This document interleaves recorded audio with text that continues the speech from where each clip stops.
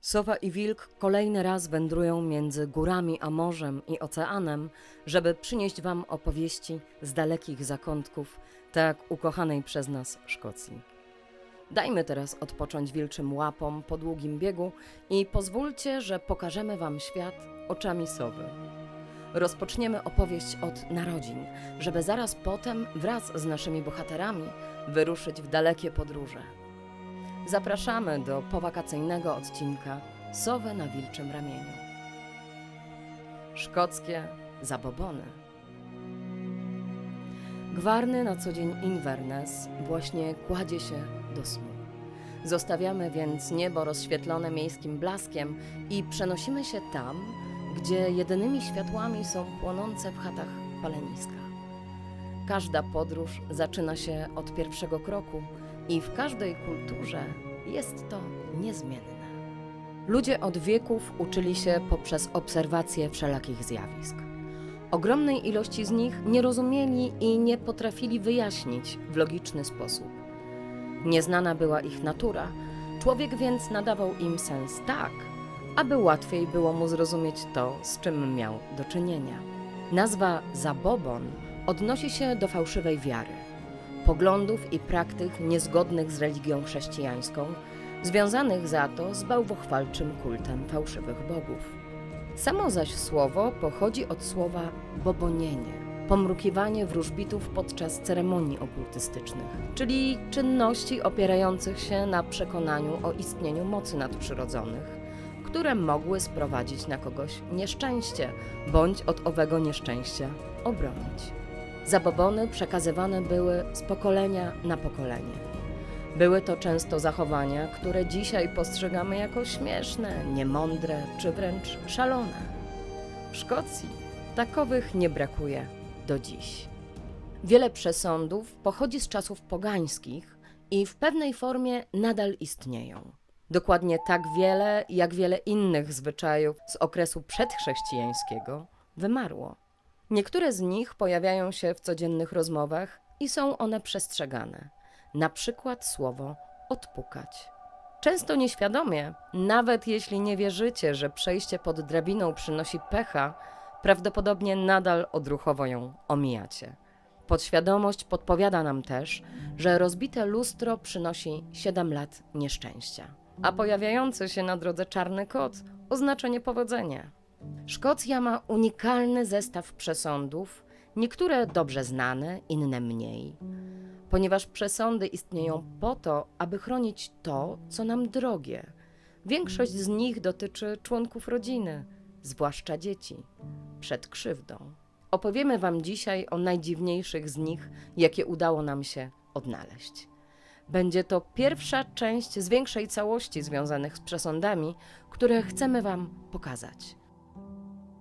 Narodziny. Do niedawna poród był dla wielu kobiet niebezpiecznym doświadczeniem. Do lat 50. XX wieku szkockie położne, czyli howdies, były wysyłane do domu w przypadku porodu i odprawiały pewne rytuały, aby ułatwić proces narodzin.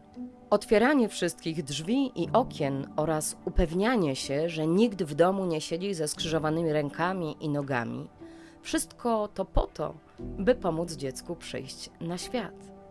W Szkocji był również zwyczaj sadzenia na swojej posesji drzewa jarzębiny jako środka odstraszającego czarownicę. Howdies gotowały owoce z drzewa, aby uzyskać ziołowy środek dla przyszłych matek, aby pomóc chronić ich nienarodzone dzieciątko. Uważane za święte przez Celtów drzewo jarzębiny miało również zapewniać ochronę przed złośliwymi duchami i złym okiem. Był to rytuał, a w zasadzie klątwa. Przekleństwo, które rzucało się na osobę lub zwierzę. Osoba posiadająca moc wpatrywała się w swoją ofiarę. Często określano to jako przeoczenie. Złe oko. Dzisiaj wiemy, że jarząb pospolity posiada działanie moczopędne, przeciwszkorbutowe, ale przede wszystkim obkurcza naczynia krwionośne, pomagając dzięki temu w ograniczeniu krwawienia. Ma również zbawienny wpływ na krążenie. Każde narodziny są bardzo ważnym świętem dla każdego rodzica, a często również całej społeczności. Podczas kiedy w Polsce wiązało się na nadgarstkach dziecka czerwone niteczki, by uchronić je od złych uroków zwanych złymi oczami, w Szkocji nowonarodzone dziecko otrzymywało biały wrzos. Fiolet spowija szkockie góry jesienią każdego roku. Odnalezienie jego białej odmiany było wielkim wyzwaniem. Miał on zapewnić szczęście i zdrowie nowemu członkowi rodziny. Początki tego zwyczaju leżą w celtyckiej legendzie pochodzącej z III wieku. Malwina, córka legendarnego wojownika poety Ossiana, płakała, gdy dowiedziała się, że jej kochanek zginął w bitwie, a jej łzy podobno zamieniły fioletowy wrzos na biały. Malwina oświadczyła: chociaż jest symbolem mojego smutku, niech biały wrzos przyniesie szczęście wszystkim, którzy go znajdą. To nie jedyne przeznaczenie tej rzadkiej rośliny. Historycznie rzecz biorąc, członkowie klanu nosili biały wrzos w bitwach dla ochrony i ostało się to do dzisiaj. Na weselach panowie młodzi często noszą gałązki tego kwiatu w butonierce, a szkockie panny młode mają go w bukiecie. Prezenty narodzinowe. Praktyka znana jako hand selling. Uważa się, że umieszczenie srebra w dłoni noworodka przynosi szczęście i wielkie bogactwo w późniejszym życiu. W zamożniejszych rodzinach była to najczęściej moneta. Ci, którym wiodło się gorzej, starali się taką monetę choć na chwilę pożyczyć. Ale łatwiej było otrzymać od pracodawcy w zamian za swoje usługi srebrną łyżeczkę. I taki zwyczaj ostał się do dzisiaj. Bardzo często srebrne łyżeczki są wręczane jako dary na chrzcinach. To nie jedyny zwyczaj związany ze srebrem. Powszechny był również rytuał, dzięki któremu słoma namoczona w wodzie, która miała kontakt ze złotem lub srebrem, była używana do ochrony domu przed złym okiem, co też miało ścisły związek z pojawieniem się na świecie nowego członka rodziny. Do dzisiaj w szkockich i irlandzkich pieśniach pojawia się chłopiec ze srebrną łyżeczką w dłoni. Rozległa Szkocja od długiego czasu znana była i jest jako kraj zabobonny. Do podróży po niej podchodzono więc szczególnie ostrożnie. Znaki, omeny i przepowiednie potrafiły skutecznie wpłynąć na decyzje podejmowane przez tutejszych górali. Przyjrzyjmy się więc jednemu z najbliższych naszym sercom tematów – podróżom. W czasach, gdy większość z wędrówek odbywała się pieszo, chyba że ktoś był na tyle majętny, by mógł pozwolić sobie na konia, powstało bardzo wiele ze znanych nam dzisiaj zabobonów. Czemu w ogóle powstały? Tak jak wspomnieliśmy wcześniej, bardzo często były to przekazywane z ust do ust nauki w formie ostrzeżeń. Podróże nie były w tamtych czasach łatwe, przemieszczanie się z wioski do wioski potrafiło zająć długie godziny, zabierały dzień lub nawet kilka.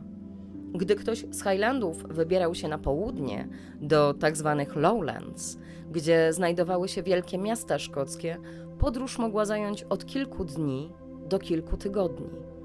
A wszystko przez teren, jaki było trzeba pokonać. Od nieprzyjaznych wzniesień, gęstych lasów czy rozległych wrzosowisk, aż po mokradła i rwące rzeki. A wszystko przy akompaniamencie szkockiej pogody. I nie mówimy tutaj o pogodzie, jaką mamy teraz w Szkocji, która i tak uważana jest za bardzo deszczową i psotliwą. W dawnych czasach było znacznie gorzej.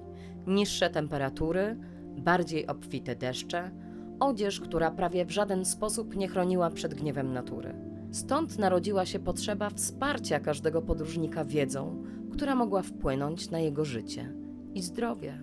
Rytuał naszych podróżników zaczynał się z pierwszym brzaskiem, co miało wywołać dobry omen. Osoba, która się budziła, musiała użyć lewej ręki. Czemu lewej? Być może dlatego, że prawą się modlono. Trzeba było też najpierw postawić stabilnie stopę na podłodze, a dopiero wtedy podnieść się z łóżka. Podczas przygotowywania śniadania, jeśli owsiane placki czy ciastka pękły podczas wypieku, pech mógł spaść na osobę, która je zje, chyba że dodano do ciastek dużą ilość masła. Takowy zabieg miał zniwelować pechową klątwę.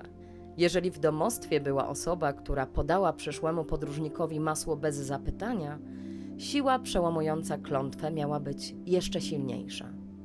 Ma to odbicie w szkockiej gościnności, która traktowała dzielenie się masłem jako życzenie komuś szczęścia. Dzisiaj wiemy, że jedną z najdroższych walut, jakie wówczas posiadano, było właśnie masło.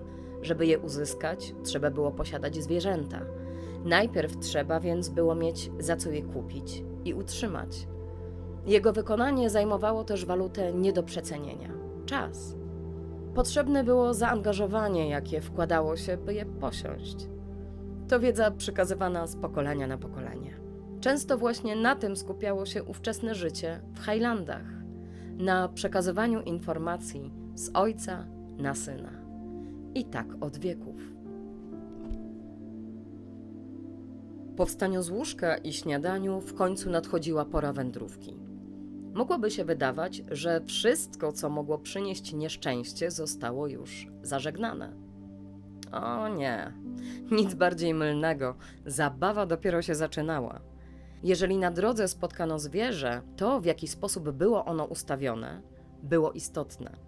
Jeżeli wystawiało ono do nas swoje tyły, albo jeśli było to nieczyste stworzenie według prawa lewickiego, Levictus, księgi kapłańskiej, w której zamieszczono uwagi o stworzeniach czystych i nieczystych, takie jak króliki, owce czy świnie, to podróżny powinien obrócić się na pięcie i zacząć wracać do swojego domu, bo jego podróż mogła się nie udać. Tym bardziej, jeżeli usłyszał przenikliwy śpiew kulika. Nie tylko śpiew ptaka budził drżenie w sercu wędrowca i wzbudzał w nim czujność oraz chęć powrotu. To samo tyczyło się szczurów i węży. Mogły spowodować nagłą chorobę. Jedynym remedium poza zawróceniem z trasy było zabicie stworzenia.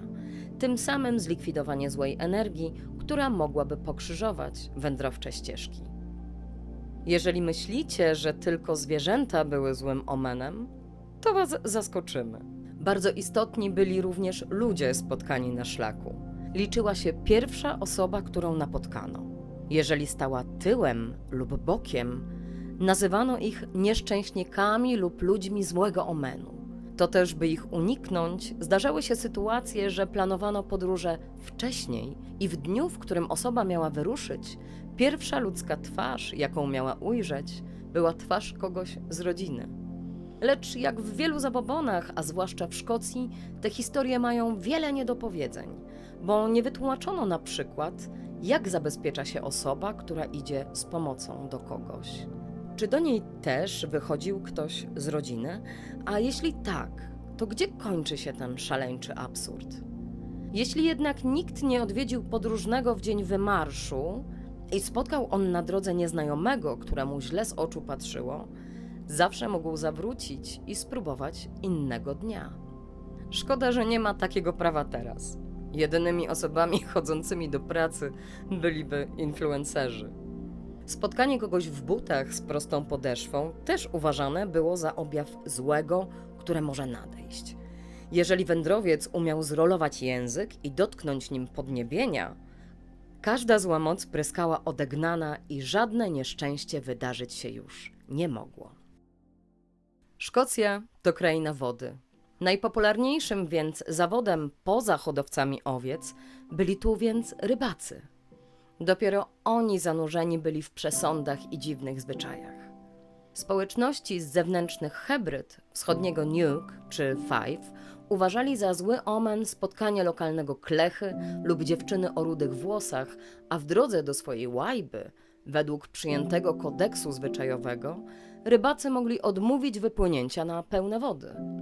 W takim wypadku nie wypływali więc ani w dalekie morze, ani w ocean, gdzie ryb było najwięcej. Natomiast rybacy z Ayrshire mieli aż 3 typy ludzi, których nie chcieli spotkać na swojej drodze do pracy.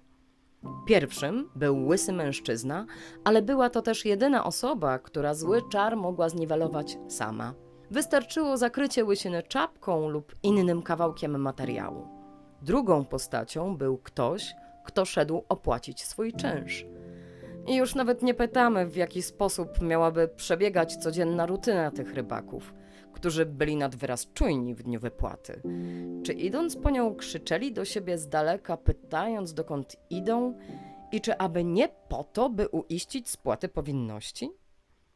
Najzabawniejszy i najdziwniejszy zabobon dotyczył osób z tej samej wioski. Innymi słowy, jeśli idąc do pracy rybak spotkał kogokolwiek ze swojej wioski na swej drodze, najczęściej powracał do domostwa i po odczekaniu dłuższej chwili wychodził z niego raz jeszcze. Wydaje się być to idealne rozwiązanie dla wielu z nas, ale prawda była taka, iż był to najpewniej wyznacznik czasu pracy, nakazujący wstawać i pracować albo bardzo wcześnie, albo bardzo, bardzo późno. Społeczność rybaków miała jeszcze jeden bardzo znany przesąd, który mówił, że jeśli ktoś zawołał, gdy wyruszano w podróż, to podróżnik najpewniej nigdy nie znalazłby tego, czego szukał. Dało to jednak żartownisiom świetne pole do popisu. Ci mający diabelskie poczucie humoru, kręcąc się w pobliżu domów, wykrzykiwali do odpływających łodzi frazy takie jak: nie zapomnieliście zabrać haczyków? Całość załogi na pokładzie? Bardzo często zdarzało się, iż cała wyprawa została przerwana, a pełni rozpaczy rybacy zawracali łodzie, aby przeczekać dzień na kei, by uniknąć złego losu. Wykrzykującym nie zawsze jednak udawało się uniknąć konsekwencji. Bywali tacy, którzy złapani na gorącym uczynku, czy nawet wytropieni przez rybaków, dostawali lekcję, po której nigdy więcej nie wyrzekli słowa ani przechodząc obok rybackich łodzi, ani żadnych słów w ogóle. Zaciekawieni? To dopiero początek historii zabobonów, które odnaleźliśmy. Jeśli wytrwaliście do samego końca, dziękujemy Wam z całego serca. Pamiętajcie, iż najlepszą możliwą pomocą, jaką możecie nas obdarzyć, jest polubienie odcinka i subskrypcja naszego kanału. A jeśli skradliśmy Wasze serce, to przekażcie odcinek swoim bliskim i znajomym. Spotkamy się znowu za jakiś czas, by wspólnie dalej przemierzać karty szkockiej historii. Pozdrawiamy Was, Sowa i Wilk.